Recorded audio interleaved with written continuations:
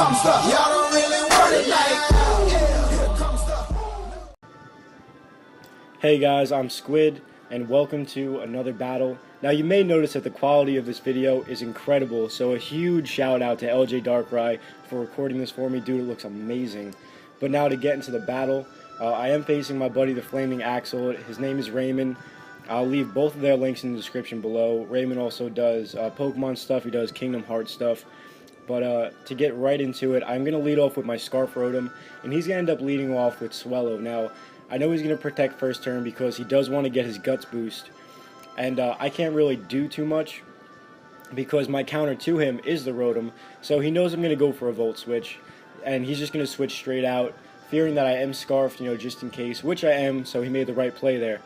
So he's going to switch into his Swalot. He is going to eat this hit up. Swalot, specially defensive, I have no chance with that. So I need to set up a situation to where I can take him out on the physical side, but that's going to be later on. But here, I wasn't sure, if he could really hit me with anything. I figured he'd be more specially defensive. So I'm going to go for a substitute. Turns out that doesn't work in my favor because he just so happens to carry Earthquake. So my little plan from the beginning is kind of foiled. So now I need to get out into appropriate switch and try to force this guy out. Now, so I am going to switch out. And what I figure is my best switch is to go back into my Rotom, my A, to dodge the Earthquake, and B, I could just switch right back out with a Volt Switch, get a little bit more damage on him, and then I can go out into anything else. So now I am going to be trying to hack away at this guy just little by little. He may even just be Assault Vested, just because I don't see any form of recovery, and he is just doing attacking moves. So I'm going to end up going into my Smeargle here. He is going to knock me down to my Sash with the Gunk Shot. Luckily, I don't get poisoned. Now, he's going to switch out here. I'm assuming predicting a Spore, but, if you guys watch me, I don't use Spore, so I really should use this situation to get my Rocks up, which would have helped out so much against the Swellow, because that thing can definitely wreck, my whole team. So I end up going for a Will-O-Wisp to try and hit the Swalot to help me take it down. But he ends up dodging that, and I end up losing my Smeargle for no reason. So now, I do get Switch Initiative, which is good, because he does knock me out with the U-turn, and he ends up going into Bahaha. Now, Bahaha is really not used at all, so if, you should definitely try him out. The dude is a beast. But I end up going for a Fire Blast, and he's just going to end up going for a Side Shock. I end up missing the Fire Blast, and I live on 3%, or is it 9%? My eyes are going. I end up living on 9%. Now, he's going to predict me to go for a Shadow Ball to get off good damage before I die, but I actually predict him to predict me to go for Shadow Ball, so I go for Fire Blast, predicting the Swellow to come in to take the Shadow Ball and be immune to it. So I end up knocking out the Swellow with the Fire Blast, which is huge. That's a lot to say in that one play, and meanwhile, I'm going to gain Leftovers recovery as well. Now, he is going to bring in his Eviolite Prinplup, and he's going to expect me to switch out, but I expect him to expect me to switch out, so I'm going to stay in and go for an Energy Ball, and he ends up going for an Ice Beam, predicting my Roserade to come in, and I end up making two huge plays in there, end up staying in and doing massive work, because I end up taking out the Swellow, and then I just go for a Shadow Ball to take out the Prinplup. Now, those are two very big plays, and, that helps me out a lot. Meanwhile, I'm also gaining back health, because I also really need to keep this around to help me take down that Bahaha later on. He is going to end up bringing in the Doublade here. Now, I don't want to stay in with Doublade, because I don't want to die to a Sneak Shadow. So, I am going to actually go into my Whimsicott here, and I can end up resisting the hit as he goes for Shadow Sneak. Now, I'm going to take this opportunity, and I want to set up the Sun. Now, he's going to end up switching out here, and he's going to end up going into his Swalot to eat up any, special hit, and or maybe predicting me to switch out to something fearing an Iron Head. But I want to use this opportunity to set up the Sun so that I can use my my Roserade, because I do have Weather Ball on it, and I also want to set up my Sawsbuck because I'm running Chlorophyll, and I will be able to do some good work in that.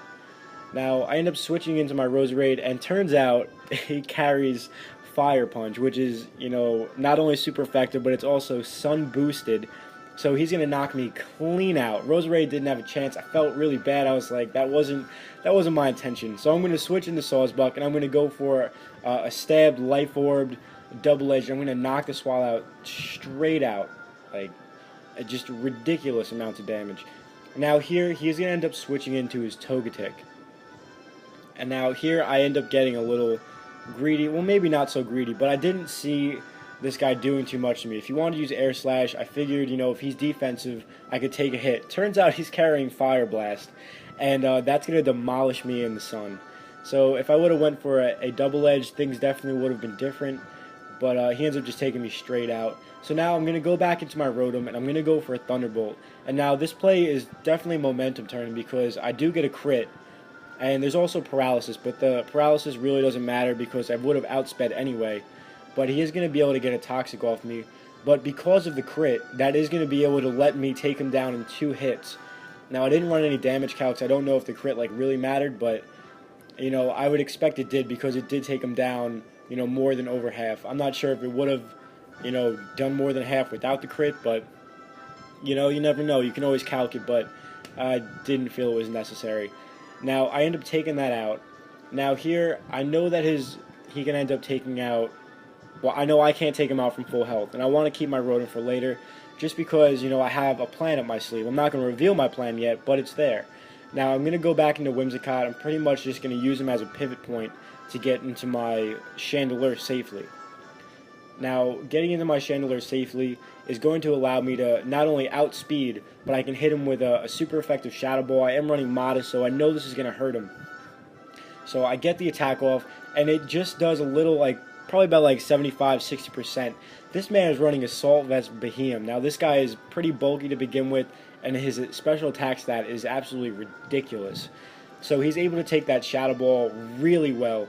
And now I'm down to my last Pokemon. It's just me and Rotom out here, and he's ended up switching out here. I wasn't really too sure why. I guess he thought he could have taken a Thunderbolt pretty well with the Doublade, but turns out I'm actually carrying Scarfed Electro Ball. Now, I wanted to try this set out. I've heard of it, I was like, alright, let me just try it. And that Scarf Electro Ball does ridiculous amounts of damage. I think it did about 80% to this Doublade. Let me take a look at his health bar when it comes back up. Yeah, that did 80%. That is a huge amount. Doublade has base 30 speed. I am running Timid with the Scarf on top of that. And since this move is based on how much faster you are than your opponent, that's going to do a lot of damage. So I'm going to end up going for the Scarf Electro Ball on the Bahaha as well, and it turns out that it is just enough to kill. It is a critical hit, but the fact that I am Timid and Scarfed, I don't think it would have mattered, and it doesn't really base on defenses, as you could see with the attack on Doublade. But, I really enjoyed this battle. I love the fact that it's in HD right now. I think it's incredible. So once again, huge shout out to LJ Darkrai for recording this for me. Definitely check him out. Check out my opponent, the Flaming Axel. Both of their links will be in the description below. And let me know what you think of the quality of this video compared to the quality of my camera. Possibly if you guys really enjoy it, I may look into getting a capture card earlier than I expected. But I do just upload for fun, but I do enjoy the quality of this video, and I like it. So that's going to be the battle. I enjoyed it. I hope you enjoyed it. And stay tuned for more battles. I'll catch you guys later. Bye.